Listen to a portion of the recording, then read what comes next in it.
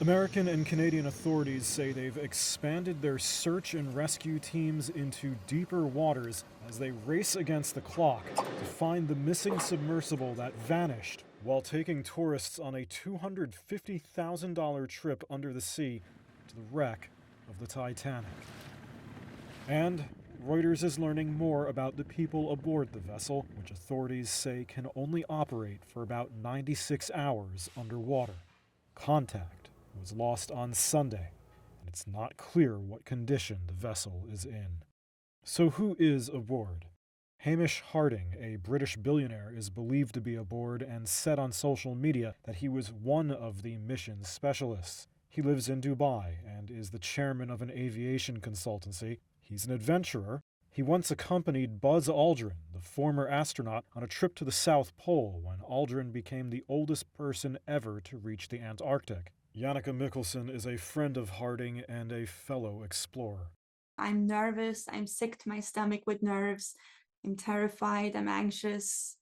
I'm not sleeping at the moment. I'm just hoping for good news. Every single second, every single minute feels like hours. And we're losing time and we're losing opportunity to find them alive. I last spoke to Hamish right before his dive. He casually just wrote that he's on his way to the Titanic and he's waiting for the perfect weather window. And me, in an equally casual way, just answered, "Godspeed, Hamish," and left it at that because he's always exploring. And I didn't consider that this type of expedition would be as dangerous as it's turned out to be. 4 years ago, he was also aboard an aircraft that set a world record for fastest circumnavigation of the Earth over the North and South Pole. One of the missing persons is reportedly Stockton Rush, the founder of a company called OceanGate, which ran the operation. Reuters met Rush in 2017, where he talked about the company. This is what he said at the time. There are 5 individuals can go on each dive. 3 of those are what we call mission specialists. So those are the folks who help finance the mission, but they are also active participants. So why we're not a fan of the tourist term is because these are crew members, and we teach them how to operate the sonar, how to operate the communication systems. You're part of the crew. 2 others aboard are Shahzada Dawood and his son Suleiman.